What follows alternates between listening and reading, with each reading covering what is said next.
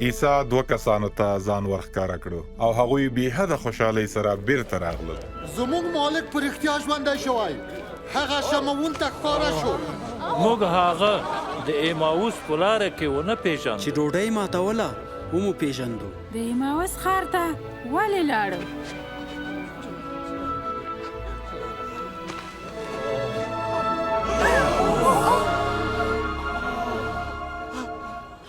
سلام علیکم.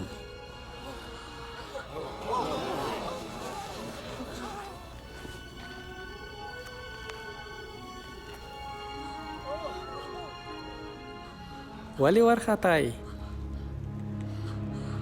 ولی په زړونو کې مو شک دی؟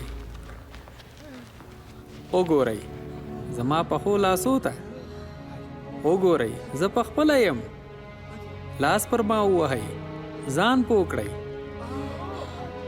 روح بدن او هډوکي نه لري، زه یې لرم.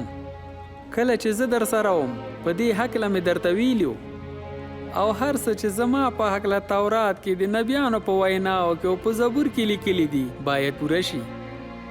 داسې لیکل شوي دي چې مسیح به مړ شي او په درېیمه ورځ به بیا ژوندی شي، او د هغه په نوم د خلکو د توبې او د ګناهونو د بخښنې زیری دی ټولو قومونو ته خپور شي، او دا به اورشلیم نه شروع شي.